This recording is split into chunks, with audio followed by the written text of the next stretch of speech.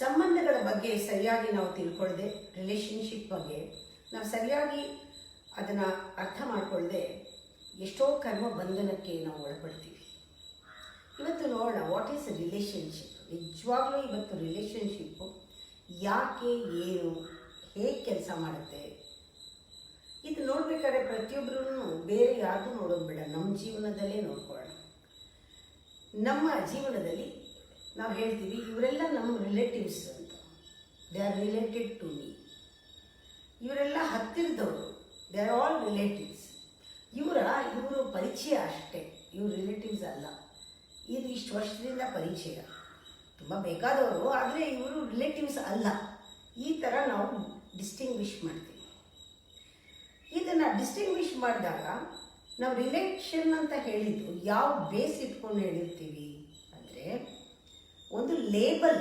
Relationship ಒಂದು label ಮೇಲೆ ನಿಂತಿದೆ. ಏನು ಲೇಬಲ್ಲು? ನಾನು ತಾಯಿ, ಇವರು ಮಗಳು. ತಾಯಿ ಮಗಳು ಅನ್ನೋ ಲೇಬಲ್. ಗಂಡ ಹೆಂಡತಿ ಲೇಬಲ್. ತಂದೆ ತಾಯಿ ಮಕ್ಕಳು, ಪೇರೆಂಟ್ ಚಿಲ್ಡ್ರನ್ ಲೇಬಲ್. ಸ್ನೇಹಿತರು ಒಂದು ಲೇಬಲ್. ಇವ್ರ ಕಸಿನ್ಸ್ ಒಂದು ಲೇಬಲ್. ಆಫೀಸ್ಗೆ ಹೋದಾಗ ಮ್ಯಾನೇಜರು, ಅಸಿಸ್ಟೆಂಟ್ ಒಂದು ಲೇಬಲ್. ಎಲ್ಲ ಲೇಬಲ್. ಲೀಡರ್ ಅಂದರೆ ಒಬ್ಬ ಫಾಲೋವರ್, ಲೇಬಲ್. ಎಲ್ಲ ಕಡೆ ಒಂದು ಲೇಬಲ್ ಹಾಕಿ ರಿಲೇಟ್ ಮಾಡಿ ನಾವು ರಿಲೇಶನ್ಶಿಪ್ನ ಆ ರೀತಿಯೇ ನೋಡೋದು. ನಮ್ಗೆ ಅದೇ ರಿಲೇಶನ್ಶಿಪ್ ಗೊತ್ತಿರೋದು. ಹೀಗೆ ಗೊತ್ತಿರೋದ್ರಿಂದ ನಾವು ಏನು ಅನ್ಕೋತೀವಿ, ನಮ್ಮ ಸ್ವಲ್ಪ ಅದು ಇದು ಓದಿ ಅವರು ಇವರು ಹೇಳಿದ್ ಕೇಳಿ ಇದೆಲ್ಲ ಸಂಬಂಧಗಳು ಋಣಾನುಬಂಧ ಅಂತ ನಾವೇ ಅಂದ್ಕೊಂಡಿದ್ದೀವಿ. ಆದರೆ ಅರ್ಥ ಮಾಡ್ಕೊಂಡಿಲ್ಲ ಸರಿಯಾಗಿ. ಋಣಾನುಬಂಧ ಹೌದು, ಇದೆಲ್ಲ ನಮ್ಮ ಹಿಂದಿನ ಕರ್ಮ, ಅದು ಹೌದು. ಇವರೆಲ್ಲ ನಮಗೆ ರಿಲೇಟಿವ್ಸ್ ಆಗಿ ಬಂದಿರೋದು ನಾವು ತೀರಿಸ್ಬೇಕು, ಹೌದು, ಮುಗಿಸ್ಬೇಕು. ರಿಲೇಶನ್ಶಿಪ್ದು ಆ ಸಂಬಂಧ, ಋಣ ಮುಗಿಸ್ಬೇಕು, ಋಣ ತೀರಿಸ್ಬೇಕು. ಅದು ಹೇಗೆ ಮಾಡೋದು? ಕೊಡಬೇಕು, ಕೊಟ್ಟು ಮುಗಿಸ್ಬಿಡ್ಬೇಕು. ನಮ್ಮದು ಕೊಟ್ಟು ತಗೊಳ್ಳೋದು ಇರುತ್ತೆ, ಮುಗಿಸ್ಬಿಡ್ಬೇಕು. ಇದೇ ಮಾತಾಡಿ ನಮಗೆ ರಿಲೇಶನ್ಶಿಪ್ ಅಂದ ತಕ್ಷಣ ನಾವು ಏನಾದರೂ ಮಾಡಬೇಕು, ಇದಕ್ಕೆ ಏನಾದರೂ ಮಾಡಬೇಕು. ಆ ಮಾಡಬೇಕು ಅಂತ ಬಂದಾಗ, ಆ ಡೂಯಿಂಗ್ ಡೈಮೆನ್ಷನ್ ನಮಗೆ ಬಂದಾಗ, ನಾನು ಯಾಕೆ ಮಾಡಿಲ್ಲ, ಇಷ್ಟು ಮಾಡಬೇಕಾಗಿತ್ತು, ಮಾಡಿಲ್ಲ ನಾನು, ಮಾಡಿದೆ ನಾನು, ಇದೆಲ್ಲ ಬರುತ್ತೆ. ಯಾಕೆ ತಾಯಿ ತಂದೆಗೆ ಮಾಡಬೇಕು? ಅಯ್ಯೋ ಹೌದು, ಮಾಡಬೇಕು. ಅವರು 9 ತಿಂಗಳು ಹೊಟ್ಟೆಲಿಟ್ಕೊಂಡು ನಮ್ಮನ್ನು ಸಾಕಿಲ್ವಾ, ಹುಟ್ಟಿಸಿಲ್ವಾ, ಮಾಡಬೇಕು. ಕರ್ತವ್ಯ ಅಂತಲಾದರೂ ಮಾಡಿ, ಕರ್ಮ ಅಂತಲಾದರೂ ಮಾಡಿ, ಡ್ಯೂಟಿ ಅಂತಲಾದರೂ ಮಾಡಿ, ಏನಾದರೂ ಒಂದು ಹೆಸರು ಕೊಡ್ತೀರಾ. ಕರ್ತವ್ಯ, ಡ್ಯೂಟಿ, ಆಮೇಲೆ ಅವ್ರಿಷ್ಟು ಮಾಡಿದಾರಲ್ಲ, ಋಣ ತೀರಿಸ್ಬೇಕು, ಮುಗಿಸ್ಬೇಕು, ಮಾಡಬೇಕು. ಅವ್ರ ಡ್ಯೂಟಿ ಅವ್ರು ಮಾಡಿಲ್ಲ, ಎಕ್ಸ್ಪೆಕ್ಟೇಷನು ಇರುತ್ತೆ. ಅವ್ರು ಏನು ಮಾಡಿದ್ದಾರೆ ನಮಗೆ. ಕೆಲವರು ಹೇಳ್ತಾರೆ ಇಷ್ಟೆಲ್ಲ ಮಾಡಿದ್ದೀನಿ ನಾನು, ನನಗೇನು ಸಿಕ್ತು, ಇದೆಲ್ಲ ಮಾಡಿದ್ದು ಯಾಕೆ? ಏನೇ ಆದ್ರೂ, ಎಷ್ಟೇ ದ್ವೇಷ ಇದ್ರೂ ಮಾಡಬೇಕಲ್ವಾ, ಮಕ್ಕಳಲ್ವಾ, ಇದು ನಡೀತಾ ಇರುತ್ತೆ. ನಾವು ಮಾಡಿದ್ದು ಯಾಕೆ? ರಿಲೇಶನ್ಶಿಪ್ ಅಂದಾಗ ಏನಾದರೂ ಮಾಡಿಲ್ಲ. ರಿಲೇಟಿವ್ಸು ನಾವು ಏನೂ ಮಾಡೇ ಇಲ್ಲ, ಅವ್ರಿಗೆ ಒಂದಿನ ಕರೆದು ಊಟನಾದರೂ ಹಾಕೋಣ, ಹತ್ತಿರದವ್ರಲ್ವಾ, ಬಳಗ ಅಲ್ವಾ, ನಾವೇನೂ ಮಾಡಿಲ್ಲ, ಏನಾದರೂ ಕೊಡೋಣ. ಯಾಕೆ ಅಂದರೆ ಋಣ ತೀರಿಸೋಣ, ಕರೆದು ಬಿಡೋಣ, ಊಟ ಹಾಕ್ಬಿಡೋಣ, ಮಾಡೋಣ. ಯಾವಾಗಲೂ ಮಾಡಿಲ್ಲ. ನಾನು ಮಾಡಬೇಕಾಗಿತ್ತು ಗಿಲ್ಟು, ನಾನು ಮಾಡಿಬಿಡ್ತೀನಿ, ಮುಗಿಸ್ಬಿಡ್ತೀನಿ ಅನ್ನೋ ಅವಸರ, ಇವೆಲ್ಲ ರಿಲೇಶನ್ಶಿಪ್ನಲ್ಲಿ ಇದೆ. ನೀವು ಒಂದ್ಸಲಿ ಪರೀಕ್ಷೆ ಮಾಡ್ಕೊಳ್ಳಿ, ನಿಮ್ಮ ತಾಯಿ ತಂದೆಗೆ ಯಾಕೆ ಮಾಡ್ತಿದ್ದೀರಾ? ಹೌದು, ಮಾಡಬೇಕಲ್ವಾ, ವಿಧಿ ಇಲ್ಲ ಅಲ್ವಾ, ಅವ್ರು ನೋಡ್ಕೋಬೇಕಲ್ವಾ, ಅವ್ರನ್ನ ಯಾರು ನೋಡ್ಕೋತಾರೆ? ಋಣ ಅಲ್ವಾ, ಅವರಿಷ್ಟು ಮಾಡಿಲ್ವಾ, ನಾವು ವಾಪಸ್ ಮಾಡೋದು ಬೇಡವಾ? ಕರ್ತವ್ಯ ಅಲ್ವಾ? ಇದೆಲ್ಲ ನಮಗೆ ಬಂದು ನಾವು ಎಥಿಕ್ಸ್, ಆಮೇಲೆ ಮಾರಲ್, ಧರ್ಮ ಅಂತ ಏನೇನೋ ದೊಡ್ಡ ವಿಷಯದಲ್ಲಿ ನಾವು ಸೇವೆ ಮಾಡ್ತೀವಿ, ಸೇವೆ ಅಂತ ಹೇಳಿ ಮಾಡ್ತೀವಿ. ಇದು ರಿಲೇಶನ್ಶಿಪ್ ಪ್ರಶ್ನೆ ಹಾಕೋದು. ನೀವು ಅಂದ್ಕೊಂಡಂಗೆ ಸಂಬಂಧಗಳು ಬಿಡುಗಡೆ ಆಗುತ್ತಾ, ಮುಕ್ತಿ ಸಿಗುತ್ತಾ? ಕರ್ಮ ಇರ್ಬೋದು, ಹಿಂದಿನ ಜನ್ಮದ್ದಿರ್ಬೋದು, ಋಣ ಇರ್ಬೋದು, ಮುಗಿಯತ್ತಾ? ನೀವು ಈ ಥರ ಡೂಯಿಂಗ್ ಡೈಮೆನ್ಷನಲ್ಲಿ ಖಂಡಿತ ಮುಗಿಯಲ್ಲ. ಅದು ಮಲ್ಟಿಪ್ಲೈ ಆಗ್ತಾ ಹೋಗ್ತಾ ಇರುತ್ತೆ. ನೀವು ಏನು ಮಾಡಿದ್ರೂ ಮಾಡಿದೆ ಡೂಯಿಂಗ್ ಡೈಮೆನ್ಷನ್ನಿಂದ ಕರ್ಮ ಮಲ್ಟಿಪ್ಲೈ ಆಗತ್ತೆ. ಕರ್ಮ ಮಾಡುವುದಲ್ಲ ಕರ್ಮಯೋಗ, ಬಂಧನವೇ ಆಗತ್ತೆ. ನಾನು ಬೆಳೆಸಿದ್ದೀನಿ, ನಾನು ನೋಡ್ಕೊಂಡಿದ್ದೀನಿ, ನಾನು ಇಷ್ಟು ಮಾಡಿದ್ದೀನಿ, ಸ್ಕೂಲಿಗೆ ಕಳಿಸಿದ್ದೀನಿ, ನಾನು ಯೂನಿಫಾರ್ಮ್ ಹೊಲಿಸಿದ್ದೀನಿ, ನಾನು ಕಷ್ಟಪಟ್ಟು ದುಡ್ದಿದ್ದೀನಿ, ನಾನು ತಿಂದೇ ಕೊಟ್ಟಿದ್ದೀನಿ, ನಂದನ್ನು ನೋಡ್ಕೊಳ್ಳದೆ ಮಾಡಿದ್ದೀನಿ, ಮಿತಿ ಮೀರಿ ಮಾಡಿದ್ದೀನಿ, ಕೈ ಮೀರಿ ನಡೆಸಿದ್ದೀನಿ, ಕಷ್ಟಪಟ್ಟಿದ್ದೀನಿ, ಎಲ್ಲ ಮಾಡಿಲ್ವಾ? ನನ್ನ ಮಗ ಅಂತಲೇ ಮಾಡಿದ್ದೀನಿ, ಖುಷಿಯಿಂದನೇ ಮಾಡಿದ್ದೀನಿ ನಾನು. ಆದರೆ ಇವನೇನು ಕೊಟ್ಟ ನನಗೆ? ವಿಚಾರಿಸ್ಕೊಡಲ್ಲ, ನೋಡಲ್ಲ, ಏನೂ ಕೇಳಲ್ಲ, ರೆಸ್ಪೆಕ್ಟ್ ಕೊಡಲ್ಲ, ಮಾತು ಕೇಳಲ್ಲ. ಎಷ್ಟು ಒಳಗಡೆ ಕಾರ್ನರ್ನಲ್ಲಿ ಅದು ಕುದಿತಾನೇ ಇರುತ್ತೆ. ನಾವು ಒಂದೊಂದು ಸತಿ ಆ ಥರ ಮಾಡಿದ ವಿಚಾರದ ಬಗ್ಗೆ, ನಾವು ಮಾಡಿಲ್ಲದೆ ಇರುವ, ಅವರು ಮಾಡಿಲ್ಲದೆ ಇರುವ ಈ ಒಂದು ಸಂಬಂಧದಲ್ಲಿ ಮಾಡುವ ಬಗ್ಗೆ ಯೋಚನೆ ಮಾಡ್ತೀವಲ್ಲ, ತುಂಬ ಎಕ್ಸ್ಪೆಕ್ಟೇಷನ್ ಇರುತ್ತೆ. ಅದರಲ್ಲಿ ಹರ್ಟ್ ಇರುತ್ತೆ, ನೋವಿರುತ್ತೆ, ನಾನ್ ಆಕ್ಸೆಪ್ಟೆನ್ಸ್ ಇರುತ್ತೆ, ಹೇಟ್ರೆಡ್ ಇರುತ್ತೆ, ಅದೆಲ್ಲ ಒಳಗಡೆ. ಯಾಕೆ ಅಂದರೆ ಹಿಂದಿನ ಜನ್ಮದ ಋಣದಿಂದ ಇವರೆಲ್ಲ ರಿಲೇಟಿವ್ಸ್ ಆಗಿರೋದು, ನಿಮ್ಮ ಹತ್ರ ಸಂಬಂಧದಲ್ಲಿ ಬಿದ್ದಿರೋದು. ಅದರಿಂದ ಇವೆಲ್ಲ ಇದ್ದೇ ಇರುತ್ತೆ. ನಾವು ಎಕ್ಸ್ಪೆಕ್ಟ್ ಮಾಡೋದೇನು? ಪ್ರೀತಿ ಎಕ್ಸ್ಪೆಕ್ಟ್ ಮಾಡ್ತೀವಿ ಅವರಿಂದ, ಶಾಂತಿ ಎಕ್ಸ್ಪೆಕ್ಟ್ ಮಾಡ್ತೀವಿ, ನೆಮ್ಮದಿ, ತೃಪ್ತಿ, ಇದೆಲ್ಲ ಇಲ್ಲ ಅಲ್ಲಿ.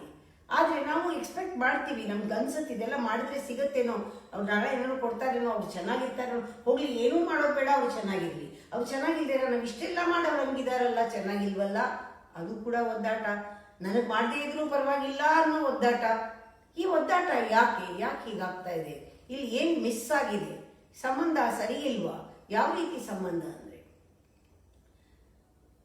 ಯಾವಾಗ ನಾವು ಈ ಥರ ಮಾಡಿರೋದನ್ನ ಲಿಸ್ಟ್ ಇಟ್ಕೊಂಡು, ಮಾಡದೇ ಇರೋದನ್ನ ಲಿಸ್ಟ್ ಇಟ್ಕೊಂಡು, ಟಿಕ್ ಹಾಕ್ಕೊಂಡು, ಇದು ಮಾಡಬೇಕು ಅಂತ ಕಾಯ್ಕೊಂಡು, ಇದನ್ನು ಮಾಡೋಕ್ಕೆ ಅವಸರ ಪಟ್ಕೊಂಡು, ಅಥವಾ ಮಾಡದೇ ಇರೋಕ್ಕೆ ಅವಾಯ್ಡ್ ಮಾಡಿಕೊಂಡು ಯಾವತ್ತು ಮಾಡ್ತಿರ್ತೀವೋ, ಅದರ ಬಗ್ಗೆ ಯಾವುದನ್ನು ಚಿಂತನೆ ಮಾಡ್ತಿರ್ತೀವೋ, ಒಂದೊಂದು ನಿಮ್ಮ ಮಾತು ಅದರ ಬಗ್ಗೆ ಬೇರೆಯವರ ಹತ್ರ ಆಡೋದಾಗಲಿ, ಒಂದೊಂದು ನಡೆ ಆಗಲಿ, ನಿಮ್ಮದು ನುಡಿ ಆಗಲಿ, ನಿಮ್ಮ ಥಾಟ್ ಆಗಲಿ, ನಿಮ್ಮ ಎಮೋಷನ್ ಆಗಲಿ, ಕಣ್ಣಿಗೆ ಕಾಣಿಸಲ್ಲ, ಅದು ಒಳಗಡೆ ಏನೇ ನಡೀತಾ ಇದ್ರು, ಯಾರನ್ನ ನೀವು ರಿಲೇಟ್ ಮಾಡಿ ಮಾತಾಡ್ತಾ ಇದ್ದೀರಾ, ಅವ್ರ ಬಗ್ಗೆ ಯೋಚನೆ ಮಾಡ್ತಿದ್ದೀರಾ, ನೀವು ಬಾಯಿನಲ್ಲಿ ಹೇಳೋದು ಬೇಡ, ಸಾವಿರಾರು ಮೈಲಿ ಇದ್ರು ಖಂಡಿತವಾಗ್ಲೂ SMS ತಲುಪ್ದಂಗೆ ತಲುಪತ್ತೆ.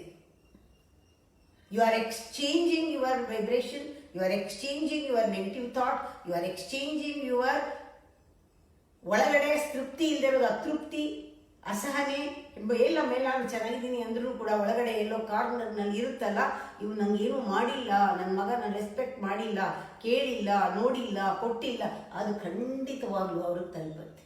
ಇವ್ರು ಮಾಡ್ಬೋದಾಗಿತ್ತು, ಮಾಡದೆ ಸತ್ತೋದ್ರು, ಮಾಡ್ಬೋದಾಗಿತ್ತು, ಕೊಡ್ಬೋದಾಗಿತ್ತಲ್ವ, ಮೊಮ್ಮಕ್ಕಳಲ್ವ ಇವ್ರು ಕೊಡ್ಬೋದಾಗಿತ್ತು, ಈ ಅಜ್ಜಿ ಹೀಗೆ ಮಾಡಿದ್ರು, ಅವ್ರು ಹಂಗೆ ಮಾಡಿದ್ರು, ಇದು ನಡೀತಾನೆ ಇದೆಯಲ್ಲ ನಮ್ಮ.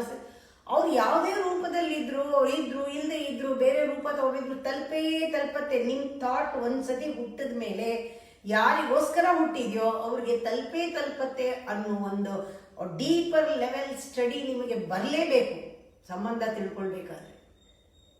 ಆ ಫೀಲಿಂಗ್ ಏನು, ಇಂಟೆನ್ಷನ್ ಏನಿತ್ತು, ತಲುಪತ್ತೆ. ಅವಾಗ ಅವ್ರು ತಲುಪಿದಾಗ ಅವ್ರಿಗೆ ಗೊತ್ತಿಲ್ಲದೆ ಅದು ಎಕ್ಸ್ಚೇಂಜ್ ಆಗಿರುತ್ತೆ, ಥಾಟು, ವೈಬ್ರೇಷನು ಎಲ್ಲ. ಅವ್ರಿಗೂ ಬರುತ್ತೆ ಆ ಯೋಚನೆಗಳೆಲ್ಲ.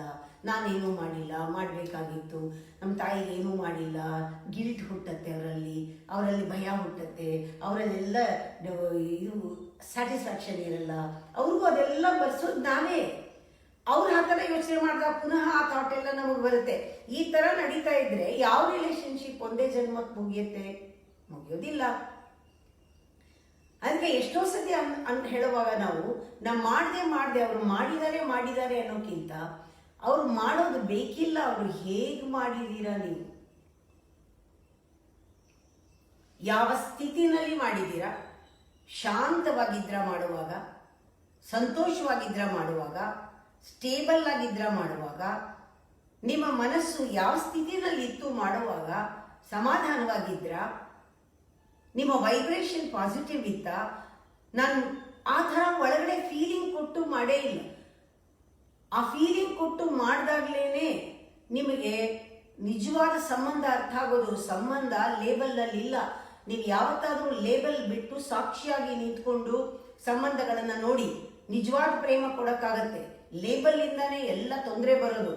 ಲೇಬಲ್ ಇದೆ ಬಿಡಿ, ಅದನ್ನು ಮಾಡುವಾಗ ನಿಮ್ಮಿಂದ ಏನಾದರೂ ಅವ್ರಿಗಾಗಬೇಕಾದ್ರೆ ಸಾಕ್ಷೀಭೂತವಾಗಿ ನಿಂತು ಆ ಲೇಬಲ್ನ ಬಿಟ್ಟು, ಯಾರೇ ಆಗಿರಬಹುದು, ಆ ಲೇಬಲ್ ಇಲ್ಲ ಅಂದಮೇಲೆ ನಿಮ್ಗೆ ಯಾಕೆ ರಿಲೇಟಿವ್ಸ್ ಇವರೇ ಅವರೇ ಅಂತ ಆಗ್ತಾರೆ?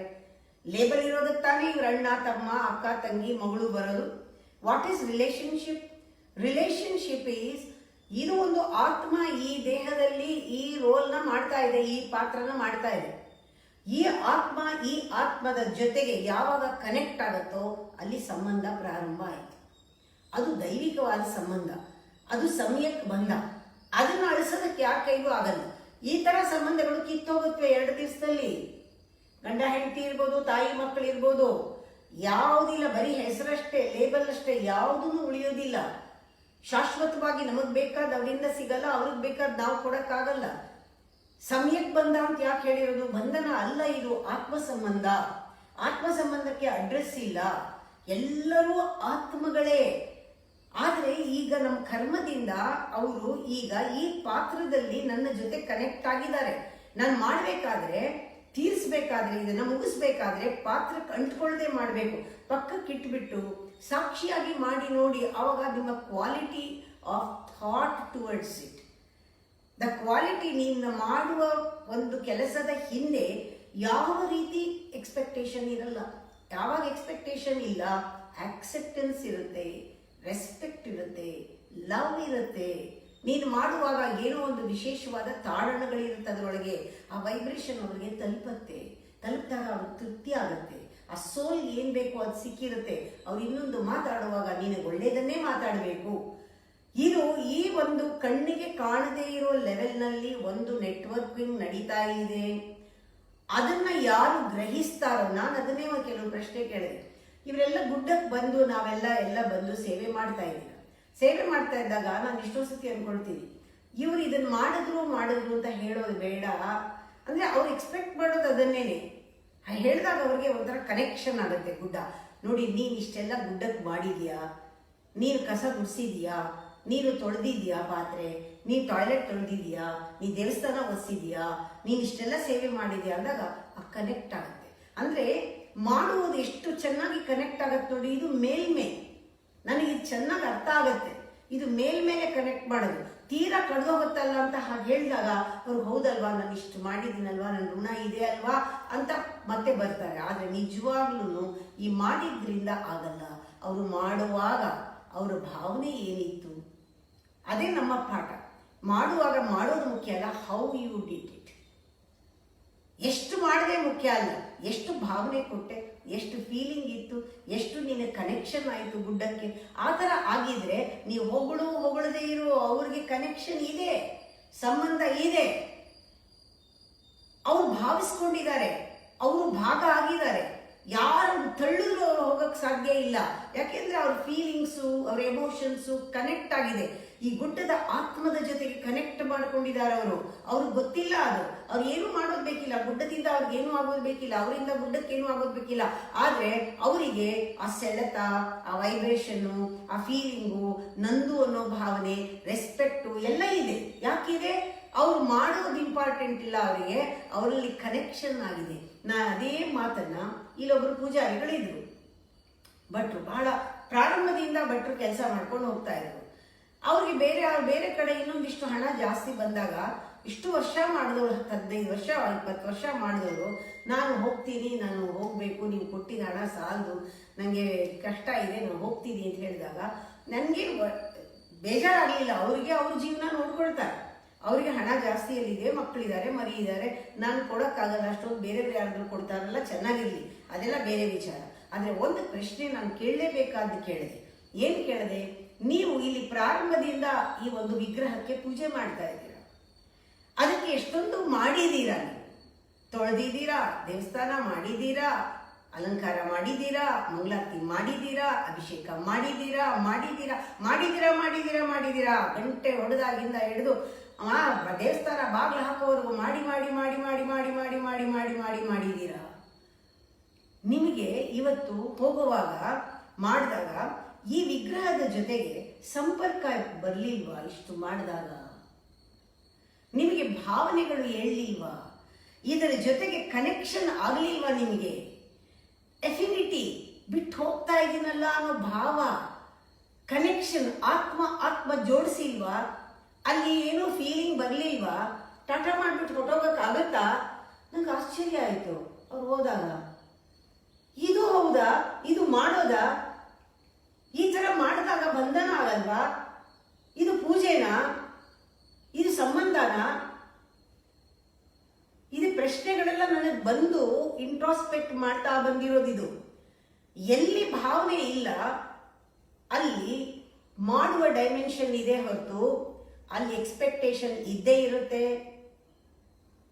ಅಲ್ಲಿ ಹರ್ಟ್ ಇದ್ದೇ ಇರುತ್ತೆ, ಒಂದು ಮೂಲೆಯಲ್ಲಿ ಏನೋ ಒಂದು ಅಪೇಕ್ಷೆ ಇದ್ದೇ ಇರುತ್ತೆ. ಯಾವಾಗ ನಾವು ಮಾಡುವಾಗ ಒಂದು ಕನೆಕ್ಷನ್ ಆಗತ್ತೆ, ನಾವು ಬಿಟ್ಟು ಹೋಗೋಕ್ಕಾಗಲ್ಲ ಆ ಜಾಗನ ಅಥವಾ ಅವ್ರನ್ನ ಅಥವಾ ವಸ್ತುನ, ಯಾವುದನ್ನ ಒಂದು ಕನೆಕ್ಷನ್, ಆತ್ಮದ ಕನೆಕ್ಷನ್ ಅದು ಮಾತ್ರ ಸಂಬಂಧ, ಅದು ಮಾತ್ರ ಸಮಯಕ್ಕೆ ಬಂದ. ಫೀಲಿಂಗ್ ಲೆವೆಲಲ್ಲಿ ಇವಾಗ ನೀವೇನು ಮಾಡಬೇಕು? ಬೀಯಿಂಗ್ ಲೆವೆಲ್ನಲ್ಲಿ ಆಗಬೇಕು. ಎಲ್ಲ ರಿಲೇಷನ್ಶಿಪ್ಪು ಕೂಡ ಬೀಯಿಂಗ್ ಲೆವೆಲ್ನಲ್ಲಿ ಆಗಬೇಕು. ಆವಾಗ ಮಾಡಿದಾಗ ಎಲ್ಲ ಪರ್ಫೆಕ್ಟಾಗಿ ಮಾಡ್ಬೋದು. Being perfect, doing perfect. ಅಲ್ಲಿ ಆರು ಏನು ಮಾತಾಡೋಕ್ಕೆ ಆಗೋದಿಲ್ಲ. ಅಂಥ ಥಾಟ್ಸು ಎಕ್ಸ್ಚೇಂಜ್ ಆಗಿರುತ್ತೆ. ಅದು ಸಂಬಂಧ. ಸಂಬಂಧದಲ್ಲಿ ಎನರ್ಜಿ ಎಕ್ಸ್ಚೇಂಜ್, ಸಂಬಂಧದಲ್ಲಿ ಫೀಲಿಂಗ್ಸ್ ಎಕ್ಸ್ಚೇಂಜ್, ಸಂಬಂಧದಲ್ಲಿ positive vibration exchange, some connection without any label, without any definition, without any identity. ಏನೋ ಒಂದು ಆಗಿರುತ್ತಲ್ಲ, ಅಲ್ಲಿ ಎಲ್ಲ ಮುಕ್ತಿ ಆಗೋಗುತ್ತೆ. ಎಲ್ಲ ಮುಕ್ತವಾಗಿಬಿಡ್ತೀರ. ಎಲ್ಲ ಕರ್ಮಗಳು ತೀರೋಗುತ್ತೆ. ಎಲ್ಲವೂ ಕೂಡ ಬಂಧನದಿಂದ ಬಿಡುಗಡೆ ಆಗುತ್ತೆ. ಯಾವ ಋಣವೂ ಉಳಿಯೋದಿಲ್ಲ. ನಿಮಗೆ ತೃಪ್ತಿ ಇರುತ್ತೆ ಯಾವಾಗಲೂ. ಆತ್ಮ ಕನೆಕ್ಷನ್ನು ಅದು ಬಹಳ ಮುಖ್ಯ. ಅದು ಮಗ ಇರ್ಬೋದು, ಮಗಳಿರ್ಬೋದು, ಏನೇ ಇರ್ಬೋದು, ಅದನ್ನು ಕರಿಬೋದು ಮಗ ಮಗಳು ಅಂತ.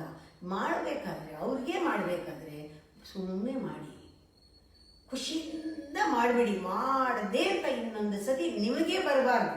ಅವ್ರು ಹೇಳೋದಿಲ್ಲ, ಥಾಟಲ್ಲೂ ಬರಬಾರ್ದು. ಥಾಟಲ್ಲಿ ಬಂದ ತಕ್ಷಣ ಅವ್ರಿಗೂ ತಲುಪತ್ತದು. ನೆಕ್ಸ್ಟ್ ಮಾಡಿದಿಲ್ಲ, ಹಿಂಗೆ ಮಾಡ್ತಾ ಇದ್ದಾರಲ್ಲ ಅಂತ ತಲುಪತ್ತೆ, ಅದು ಗ್ಯಾರಂಟಿ. ಅದರಿಂದ ಸಂಬಂಧ ಬಹಳ ಕೇರ್ಫುಲ್ಲಾಗಿ, ಸಟ್ಲಾಗಿ ಫಾರ್ಮ್ ಆಗುತ್ತದು. ಸಟ್ಲಿಟಿ ಇರಬೇಕು ಆ ಸಂಬಂಧಕ್ಕೆ. ಆವಾಗ ಯಾವ ಸಂಬಂಧನೂ ಕಿತ್ಕೊಂಡು ಹೋಗಲ್ಲ, ಅದು ಶಾಶ್ವತವಾಗಿ ಉಳಿಯುತ್ತೆ.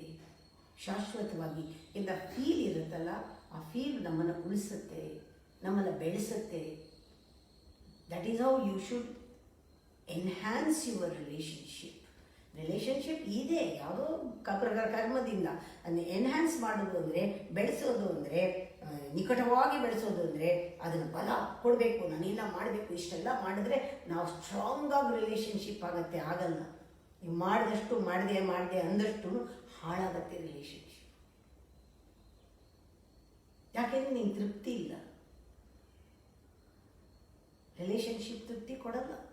ಅದು ಸರಿಯಾಗಿ ಆಗದೇ ಇದ್ರೆ, ಆ ಕನೆಕ್ಷನ್ ಆಗದೇ ಇದ್ರೆ ತೃಪ್ತಿ ಇರಲ್ಲ. ಕನೆಕ್ಟ್ ಆಗಬೇಕಾದ್ರೆ ಎನರ್ಜಿ ಲೆವೆಲ್ನಲ್ಲೇ ಕನೆಕ್ಟ್